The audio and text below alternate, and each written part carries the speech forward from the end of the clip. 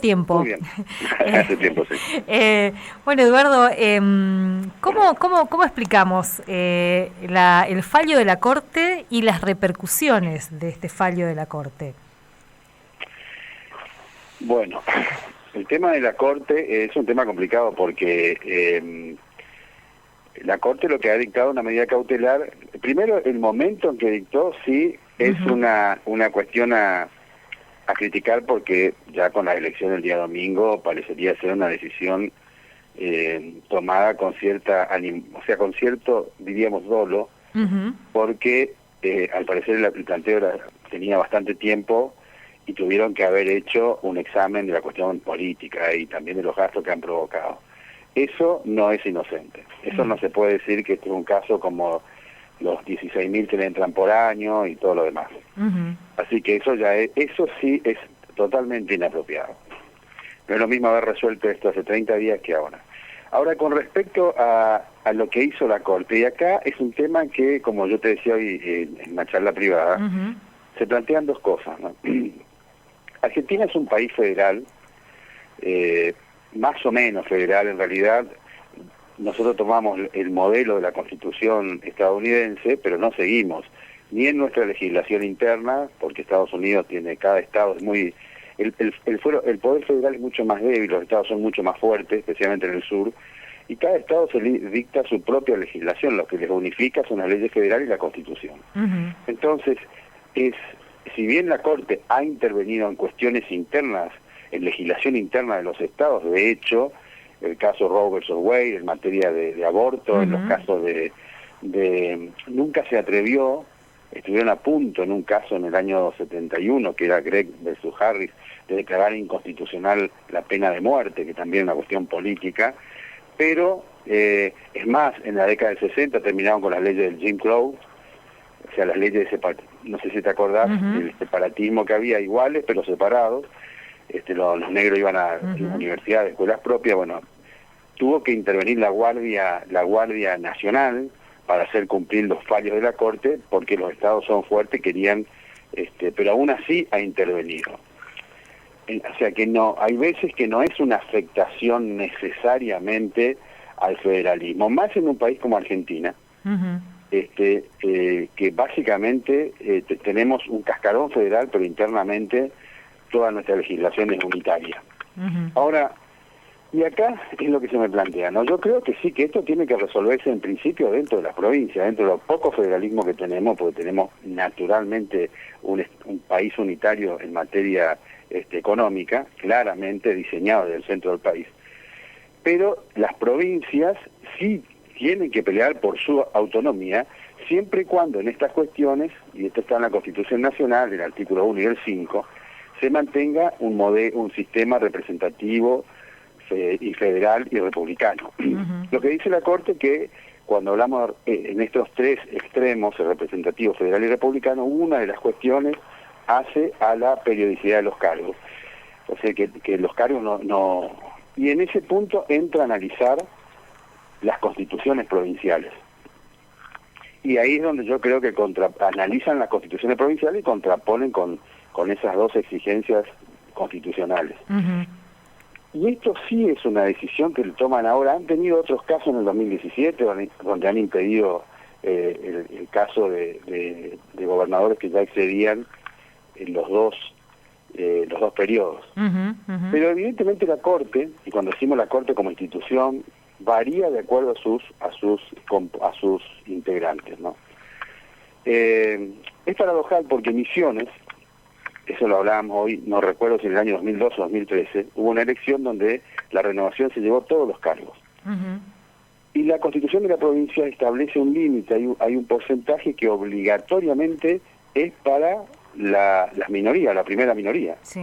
Esto es un rasgo esencial de las democracias modernas, la representatividad de las minorías.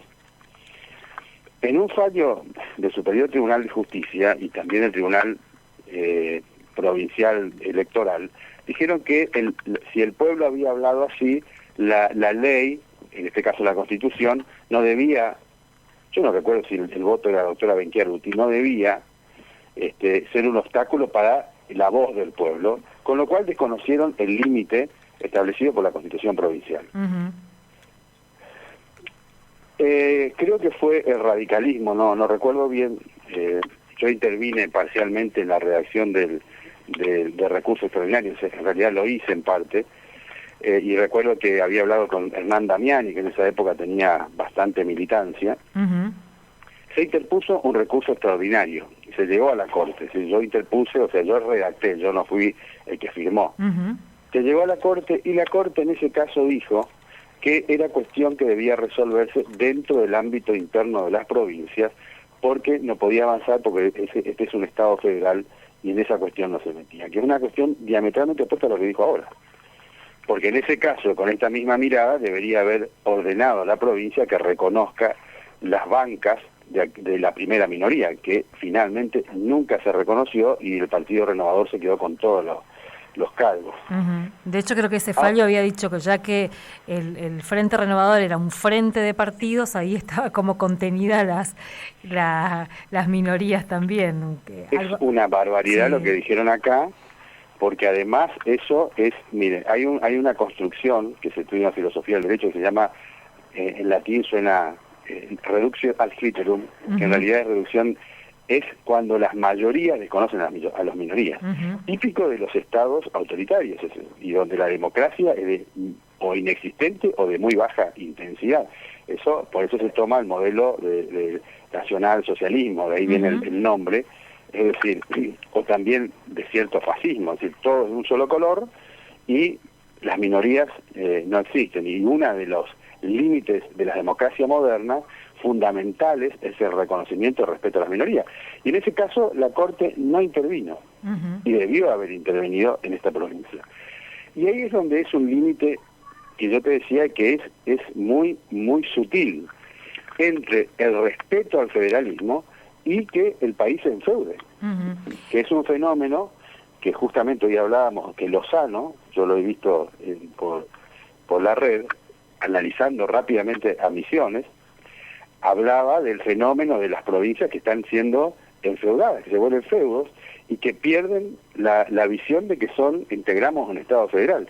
Y cuando se habla de misionarismo, por ejemplo, se está perdiendo la noción, se está haciendo una especie de feudo local y no se mira hacia afuera mientras se mantenga un sistema de poder interno. Ahora, uno podría decir, Eduardo, que la intervención de la Corte no es justamente para detener eso, digamos, ¿no?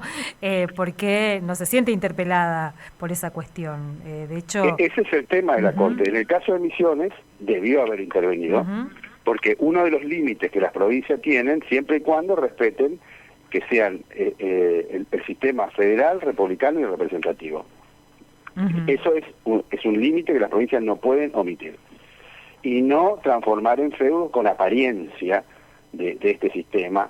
Bueno, la Corte debió haber intervenido. Después, por eso, en este caso, es sorprendente lo que hace y que hay, debajo de la formalidad discursiva o del escrito, hay intereses que siempre lo debe haber, como cuando no se metieron acá, lo habrán hecho por algo. Hay intereses y está claro que el Poder Judicial argentino es hoy por hoy, el federal, un oponente abierto, no sé si te podría decir de la oposición, pero sí que es una oposición muy fuerte a un sector del peronismo que se denomina kirchnerismo, que además, y es claramente porque además, ¿qué ha pasado con el fuero federal? Y ahí está la Corte, que ahora se ha envalentonado tremendamente. El fenómeno, la paradoja, si Alfonsín volviera a la vida, de haber creado el Consejo de la Magistratura, de haberse nombrado, construido este modelo judicial de jueces profesionales, que de a poco fueron cooptando completamente el Consejo de la Magistratura, como dijo Cimadevila, no se los puede remover y no se puede nombrar si ellos no deciden, se han vuelto una corporación cerrada que opera para sus propios intereses. Ni siquiera yo creo que operen para el PRO necesariamente o para ese frente, sino de sus propios intereses. Y han perdido, es decir, el Estado siempre es político y el gobierno es político y el Poder Judicial integra al gobierno. Se ha perdido el control político de esa corporación. Y en este caso, fíjate la paradoja,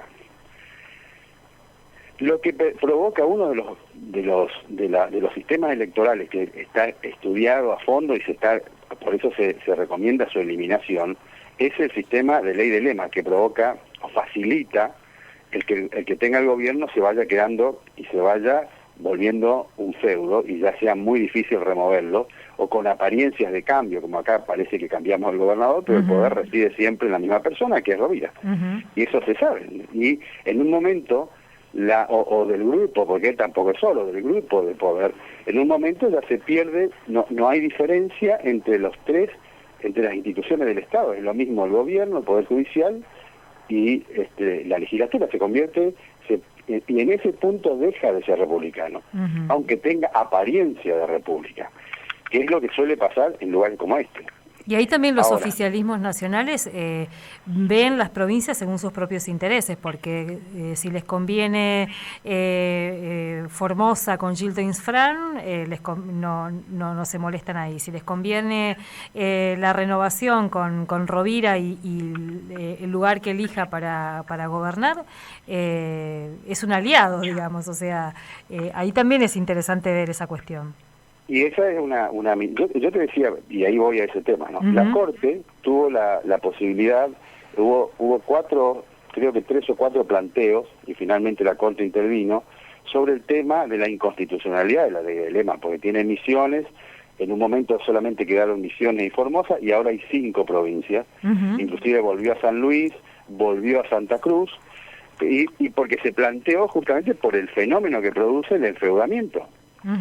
Y bueno, y la Corte, en un fallo de hace unos 5 años o menos, dijo que era tema del derecho público local, que mientras no afectara, y realmente no es un tema del derecho público local. Ahí lo dijeron y podían haber dicho, no, miren, adecúen al sistema electoral de la nación y se terminó. Porque además, una vez que las provincias se enfeudan, se pierde totalmente el control interno de gastos y demás, porque queda todo centrado en un grupo. Hay una apariencia de sistema republicano, y hay una democracia de muy baja intensidad, que es lo que ocurre, por ejemplo, en Misiones, lo que ocurre en Formosa y en algunos otros lugares. ¿Por qué la Corte no dio un fin a eso? Y no podemos saber. Lo que sí, habrían otros intereses en el momento que lo hicieron. Era otra composición, porque otro error que cometió el gobierno de Fernández es no haber mandado una ley de reforma cuando tenía poder de esta Corte, por lo menos subirle a 7 o 9 miembros, y no haber puesto en marcha el sistema acusatorio y dejar de nombrar jueces federales. ¿Qué hizo? No cambió la no puesta en vigencia del Código Federal, que lo frena Macri con un interés, lo frena en el 2015, siguió con eso, no siguió alimentando esta corporación. Y ahora, en Buenos Aires, ¿cómo leen esto? Como su mirada centralizadora o centralista es frente al PRO y estos gobiernos, como el de Gildo Insfrán, o la renovación, que no es de nadie, porque en realidad se acomoda a los vientos, porque el interés de ellos reside y termina dentro de la provincia, de este grupo de poder. Como no ganaron representantes del PRO entonces, o del Frente Juntos por el Cambio, para ellos en realidad es una derrota de Juntos por el Cambio y un triunfo del kirchnerismo o del peronismo. Y es un grave error de lectura, especialmente en Misiones, porque ni siquiera Misiones es una provincia aliada, es una provincia oportunista. Quizá por lo menos por la cara, pero alimentan un sistema que no debieran hacerlo, todo porque tiene una mirada centralizadora y le permiten decir, por ejemplo, a Macri que estas provincias nunca llegó a la democracia, o estas, y la incluyó, olvidándose lo que hacía Macri cuando venía a votar a Misiones hasta el 2001, y que fue parte, en su momento, casi fue, creo que iba a ser senador o algo por ese lugar, y recibía obras con puertas, o sea, entonces, todos hablan en un momento de acuerdo a sus intereses, pero no miran realmente la profundidad.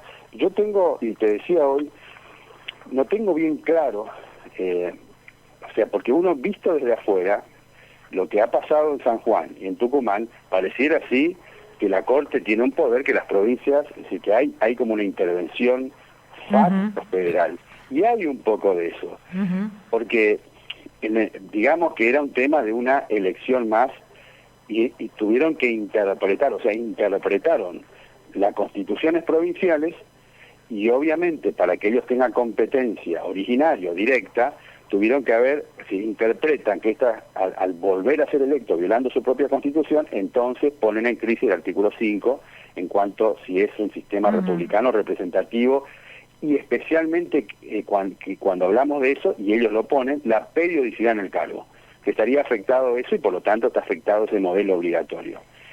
Y con ese argumento intervinieron. Ahora, visto así, es con un argumento bastante débil porque han tenido oportunidades y no se han expedido, pudiendo haber realmente generado democracias más limpias, eliminando la ley de lemas. Ahora, tuvieron sí. Eduardo, pensaba un poco, charlando hace un rato con Bacigalupi, él hablaba, y recuperando lo que decía el propio presidente Alberto Fernández, de esta manipulación del tiempo, de los tiempos electorales, pero también mirando, un poco ampliando el contexto más allá de la Argentina, el rol que juegan los poderes judiciales en todos estos años en América Latina, en distintos gobiernos, ¿no? Esto que se dice que ya los famosos golpes blancos, o blandos, digamos, o el lawfare también.